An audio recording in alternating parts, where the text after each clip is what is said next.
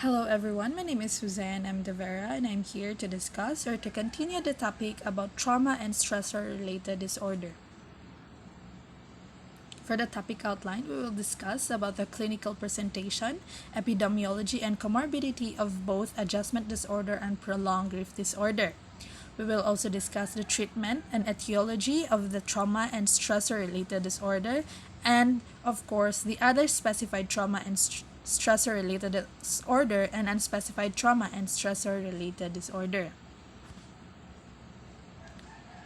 For the learning objectives, at the end of the report, students should be able to describe how adjustment disorder and prolonged grief disorder present themselves. Describe the epidemiology of adjustment disorder and prolonged grief disorder.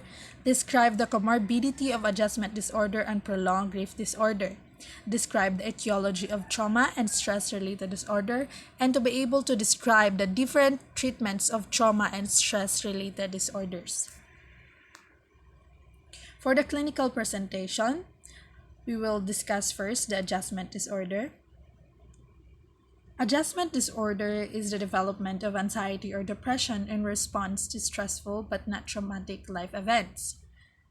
It is the least intense of the three disorders discussed so far in this module or in the module given to us. An adjustment disorder occurs following unidentifiable stressors that happen within the past 3 months. This stressor can be a single event like loss of job or death of a family member, and it can be a series of multiple stressors, such as cancer treatment, divorce, or child custody issues. Contrary to PTSD and acute stress disorder, adjustment disorder does not have a predetermined set of symptoms that a person must exhibit in order to be diagnosed. Instead, whatever symptoms that person is going through need to be connected to the stressor, severe enough to affect social, occupational, or other key areas of functioning and create marked discomfort that is out of proportion to the severity or intensity of the stressor according to APA in 2022. It should be noted that there are modifiers associated with adjustment disorder. Due to the variety of behavioral and emotional symptoms that can present with an adjustment disorder, clinicians are expected to classify a patient's adjustment disorder as one of the following: with depressed mood, with the symptoms of low mood or tearfulness or feelings of hopelessness are predominant; with anxiety, with the symptoms of nervousness, worry, jitteriness, or separation anxiety; with mixed anxiety and depressed mood, a combination of depression and anxiety is predominant; with disturbance of conduct, symptoms of it being so predominant; with a mixed disturbance of emotional and conduct, with the symptoms of having both emotional symptoms such as depression, anxiety, and a disturbance of conduct are also predominant, or unspecified if the behaviors do not meet criteria for one of the aforementioned categories. Based on the individual's presenting symptoms, the clinician will determine which category best classifies the patient's condition. These modifiers are also important when choosing treatment options for patients. For prolonged grief disorder, prolonged grief disorder is defined as an intense yearning or longing or preoccupation with thoughts or memories of the deceased who died at least 12 months ago. The DSM-5 included a condition for further study called persistent complex bereavement disorder.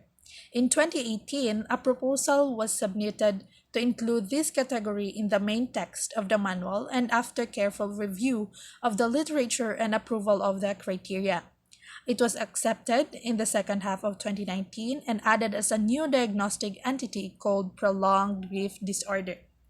The individual will present with at least 3 symptoms to include feelings as though part of oneself has died, disbelief about the death, emotional numbness, feeling that life is meaningless, intense loneliness, problems engaging with friends or pursuing interest, intense emotional pain, and avoiding reminders that a person has died. People who suffer from prolonged grief disorder frequently have unhelpful beliefs about who they are, feel guilty for the deceased, and have pessimistic attitudes toward lack of self-care and concern. Additionally, they could have hallucinations of the deceased, feel bitter and furious, be restless, blame others for the death, and have poorer quality and less sleep, according to APA 2022. For the epidemiology, sorry for having that small font size for the epidemiology, but this is the epidemiology. First, we will discuss the epidemiology of adjustment disorder. Adjustment disorders are relatively common as they describe the individuals who are having difficulty adjusting to life after a significant stressor. In psychiatric hospitals in the US, Australia, Canada, and Israel, adjustment disorders accounted for roughly 50% of the admissions in the 1990s.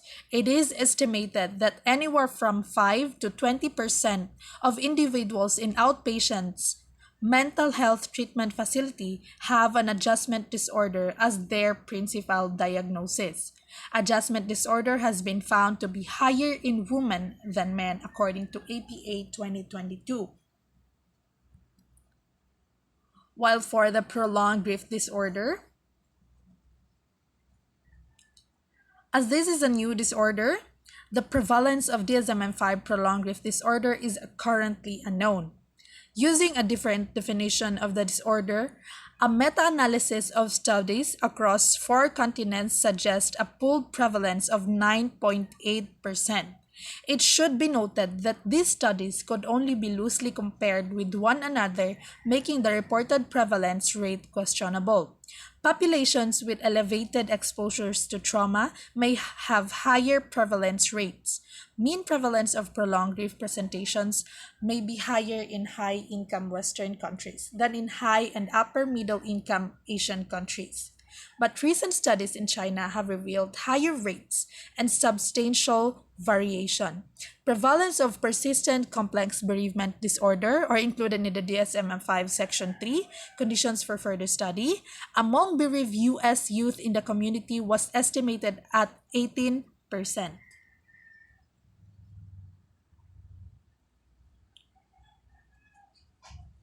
Today we will discuss the comorbidity.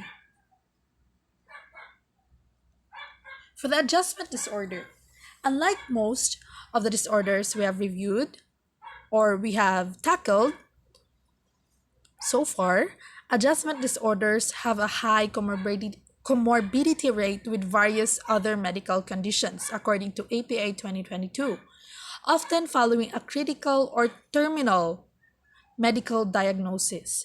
An individual will meet the criteria for adjustment disorder as they process the news about their health and the impact their new medical diagnosis will have on their life. Excuse me. Other psychological disorders are also diagnosed with adjustment disorder. However, symptoms of adjustment disorder must be met independently of the other psychological conditions. For example, an individual with adjustment disorder with depressive mood must not meet the criteria for a major depressive episode. Otherwise, the diagnosis of MDD should be made over adjustment disorder. As the DSM-5 TR says, adjustment disorders are common accompaniments of medical illness and may be the major psychological response to a medical conditions, according to APA 2022. For the prolonged grief disorder, prolonged grief disorder is commonly comorbid with major depressive disorder, or the MDD, post-traumatic stress disorder, or the PTSD, and if the death occurred in violent or accidental circumstances, and substance use disorder, and separation anxiety disorder. The most common comorbid disorders with symptoms of prolonged grief disorder are major depressive disorder, PTSD, and substance use disorders. PTSD is is more frequently comorbid with prolonged grief disorder symptoms when the death occurred in violent or accidental circumstances. Separation anxiety discovery involving major living attachments figures may be comorbid with symptoms of prolonged grief disorder.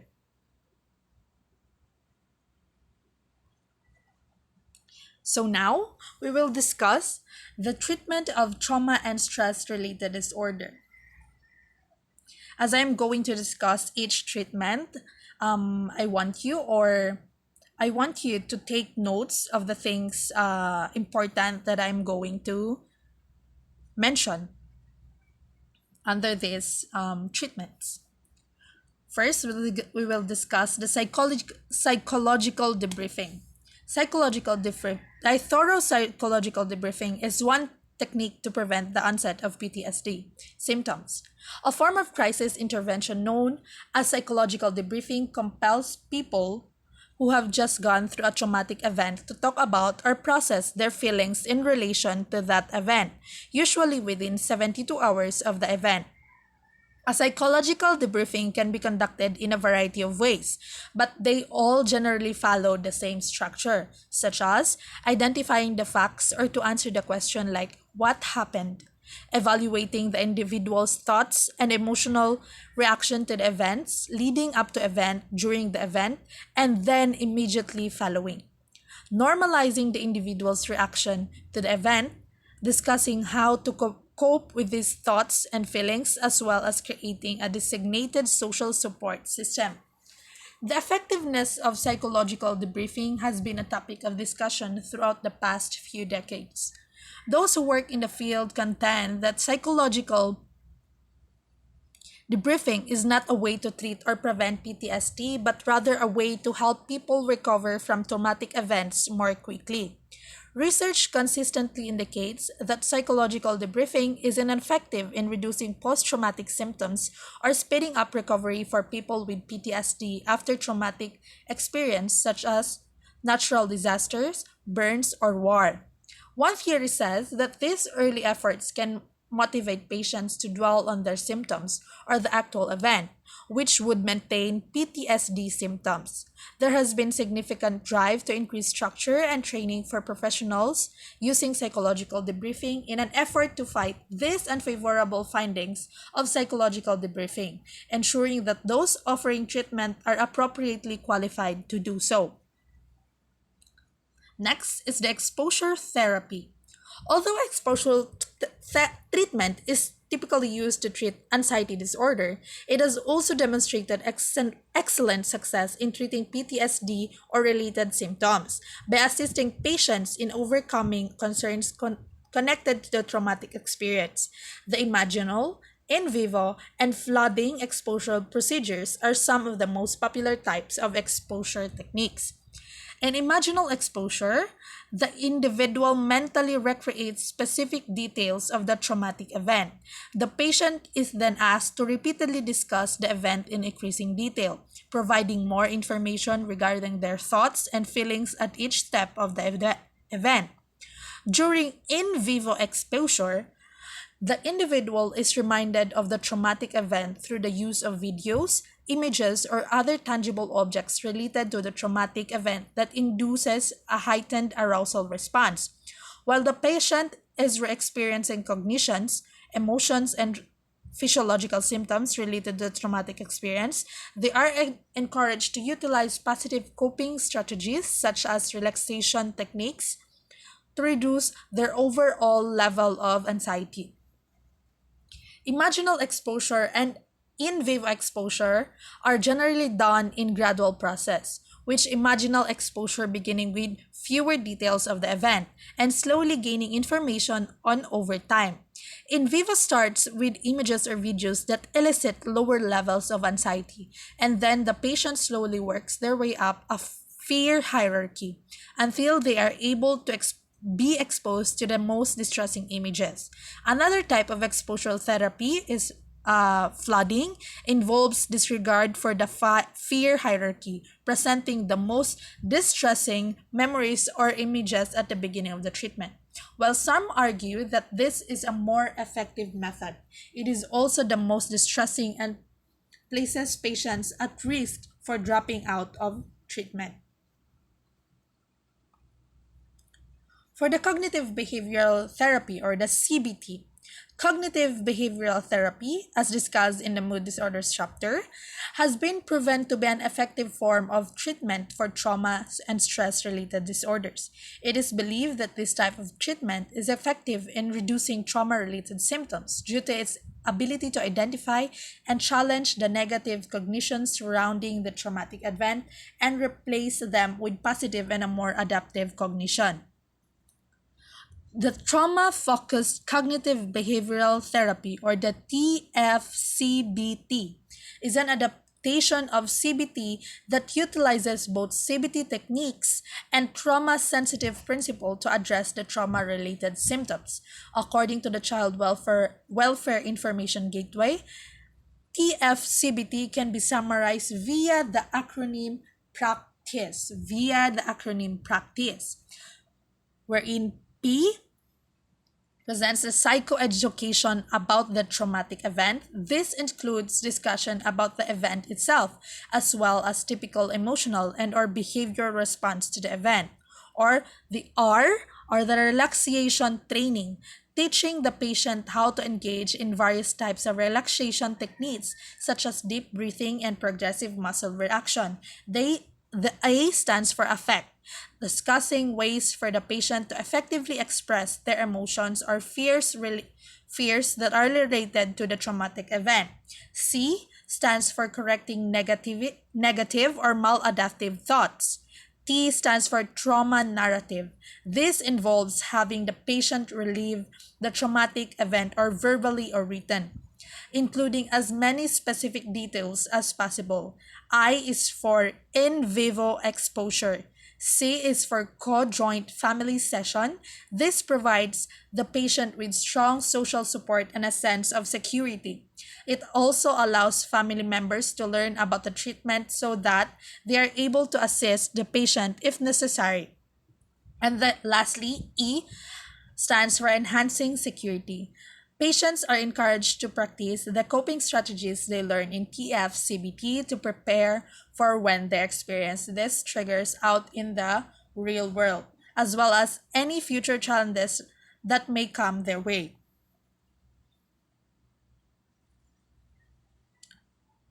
Now, for the eye movement desensitization and reprocessing, or the EMDR. In the late 1980s, psychologist Francine Shapiro found that by focusing her eyes on the waving leaves during her daily walk, her troubling thoughts resolved on their own. From this observation, she concluded that later eye movements facilitate the cognitive processing of traumatic thoughts. While EDMR has evolved somewhat since Shapiro's first claims, the basic components of EMDR consist of lateral eye movement induced by therapists moving their index finger back and forth, approximately 35 centimeters from the client's face, as well as components of cognitive behavioral therapy and exposure therapy. The following 8 steps that I'm going to mention later are the approaches in the standard treatment for EMDR. First step is the patient history and treatment planning. It identifies trauma symptoms and potential barriers to treatment, or the preparation for psychoeducation of trauma and treatment. Second is the assessment. Careful and detailed evaluation of the traumatic event. Patient identify images, cognitions, and emotions related to the traumatic event, as well as trauma-related physiological symptoms. Third is the desensitization and reprocessing, holding the trauma images, cognitions, and emotion in mind. While simultaneously assessing their physiological symptoms, the patient must track the clinician's finger movement for approximately 20 seconds. At this time, the patient must blank it out and let go of the memory. For the fourth step, installation of positive cognitions. Once the negative image, cognition, and emotions are reduced, the patient must hold onto a positive image of thought while again tracking the clinician's finger movement for approximately 20 seconds. Next is the body scan. Patient must identify any lingering bodily sensations while again tracking the clinician's fingers for a third time to disregard any remaining trauma symptoms. Next is the closure. Patient is provided with positive coping strategies and relaxation techniques to assist with any recurrent cognitions or emotions related to the traumatic experiences. Lastly, the re-evaluation. Clinician assess if treatment goals were met. If not, schedules another treatment session and identifies remaining symptoms. As mentioned earlier, only steps 4 and 6 are specific to EMDR. The remaining treatment is essentially a combination of exposure therapy and cognitive behavioral techniques because of the high overlap between treatment and techniques. There have been quite a few studies comparing the treatment efficacy of EMDR to TFCBT and exposure therapy. While research initially failed to identify a superior treatment, often citing EMDR and TFCBT as equally efficacious in treating PTSD symptoms, more recent studies have found that EMDR may be superior to that of TFCBT, particularly in psycho-oncology patients. While meta-analytic studies continues to debate which treatment is the most effective in treating PTSD symptoms. The World Health Organization's in 2013 publication on the guidelines for the management of conditions specifically related to stress identified TFCBT and EMDR as the only recommended treatment for individuals with PTSD. Next is the psychopharmacological treatment. Most clinicians concur that resolution of symptoms cannot be achieved without implementing exposure and/or cognitive techniques that target the physiological and maladjusted thoughts maintaining the trauma symptoms, even though psychopharmacological interventions have been shown to provide some relief, especially to veterans with PTSD. Having said that, experts concur that interventions in psychopharmacology are an effective second line of treatment, particularly when psychotherapy alone is ineffective or relieving symptoms.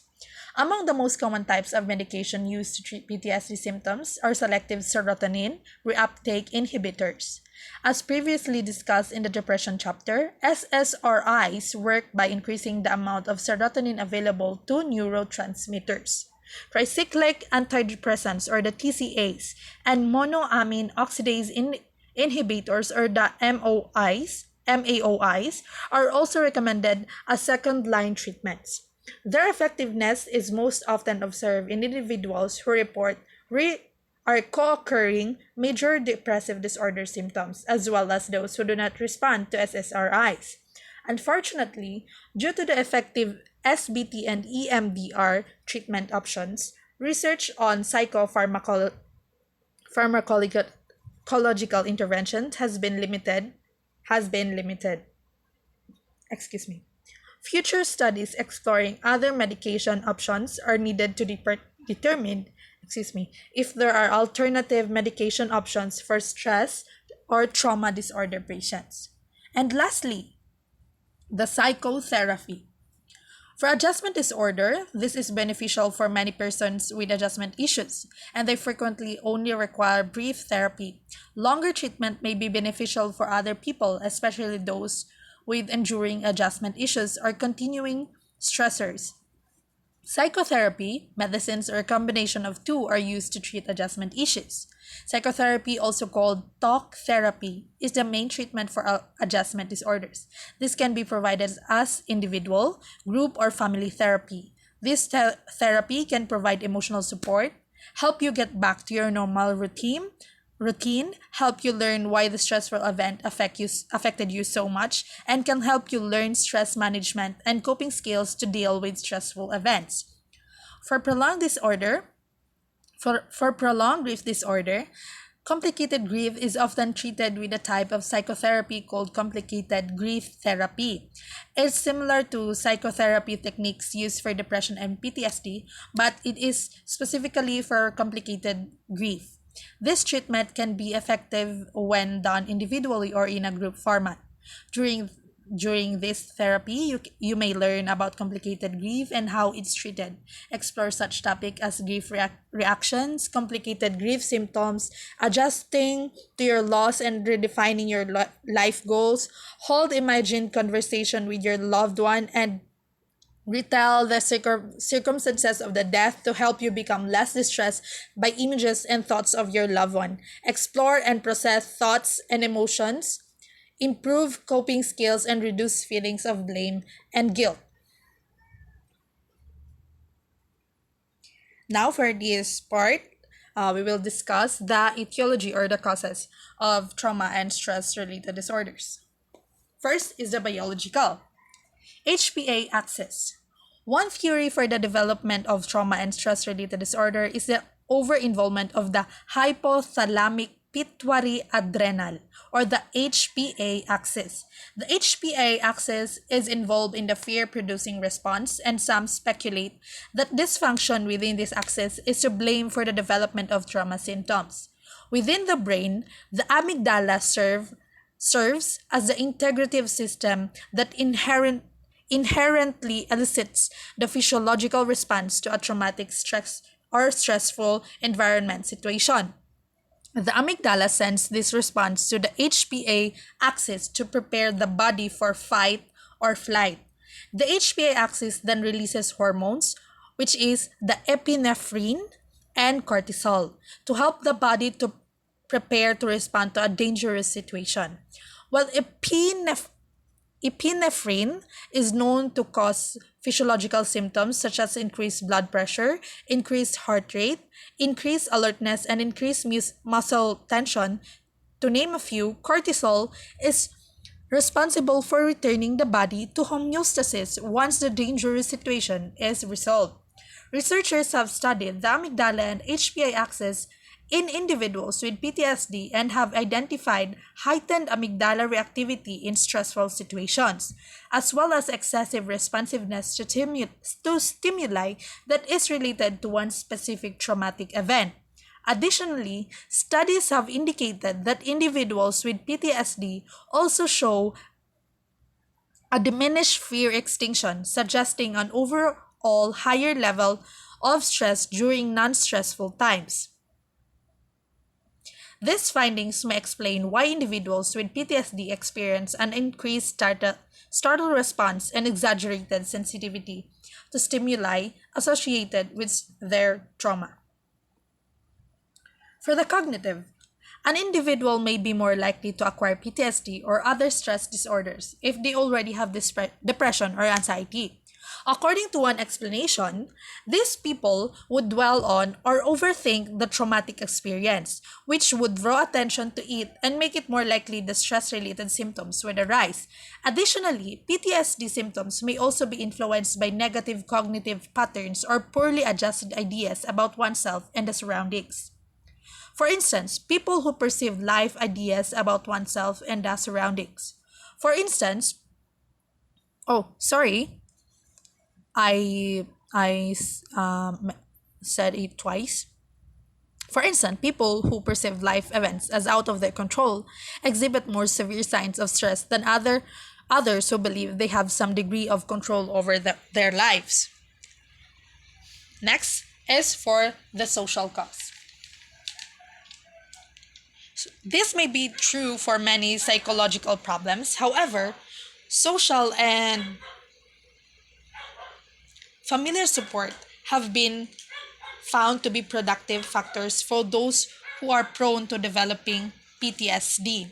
More precisely, rape victims report fewer trauma symptoms and quicker psychological recovery when they are loved and cared for by their friends and family members as opposed to being condemned for their behavior before to the rape. For the sociocultural cause, As we previously said, PTSD is reported to be more common in some ethnic groups than others. While there is evidence to show that cultural groups process traumatic events differently and may consequently be more susceptible to the condition, this may be due to higher exposure to traumatic events. The prevalence of PTSD has frequently been linked to the cultural group of Hispanic Americans. Hispanic Americans are the cultural group that experiences the most traumatic symptoms, according to studies on everything from an on-duty police officer stress to combat-related PTSD to stress from natural disasters. Additionally, compared to men, women report more PTSD symptoms, stigmas connected with receiving psychiatric treatment, as well as a higher chance of exposure to stressful events linked to PTSD are few possibilities for this differential. Studies examining rates of PTSD symptoms in former members of the armed forces and law enforcement haven't found any evidence of the substantial gender difference in PTSD diagnosis rates, indicating that PTSD rates for men and women in these situations are similar. And now, we will proceed to the other specified trauma and stressor-related disorder. This category applies to presentations in which symptoms characteristics of a trauma and stressor-related disorder that cause clinically significant distress or impairment in social, occupational, or other important areas of functioning predominant, but do not meet the full criteria for any of the disorders in the trauma and stressor-related disorder diagnostic class. The other specified trauma and stressor-related disorder category is used in situations in which the clinician chooses to communicate the specific reason that the presentation does not meet the criteria for any specific trauma and stressor-related disorder. This is done by recording other specified trauma and stressor-related disorder followed by the specific reason. For example, the persistent response to trauma with PTSD-like symptoms. For example, of presentation that can be specified using the other specified designation include the following. Number 1, adjustment-like disorders with delayed onset of symptoms that occur more than 3 months after the stressor. Number 2 is the adjustment-like disorders with prolonged duration of more than 6 months without prolonged duration of stressor. Number 3 is the persistent response to trauma with PTSD-like symptoms. For example, symptoms occurring in response to a traumatic event that falls short of the diagnostic threshold for PTSD and that persist for longer than 6 months, sometimes referred to as sub-threshold or partial PTSD. Fourth is the attack de nervios, or the panic disorder, or the attack of nerves. Now, and lastly, the 5 is the other cultural syndromes. Now, for the unspecified trauma and stress-related disorder. This category applies to presentations in which symptoms characteristics of a trauma and stress-related disorder that cause clinically significant distress or impairment in social, occupational, or other important areas of functioning predominant but do not meet the full criteria for any of the disorders in the trauma and stressor-related disorders diagnostic class. When there is insufficient data to determine a precise diagnosis, the illness associated to trauma and stressor may be diagnosed as an unspecified trauma and stressor-related disorder. It can be used to characterize signs of linked trauma disorders that result in distress and impairment but do not fully fit the diagnostic criteria. And that ends my report. I hope you have noted all the important details or mentioned earlier. Thank you for listening.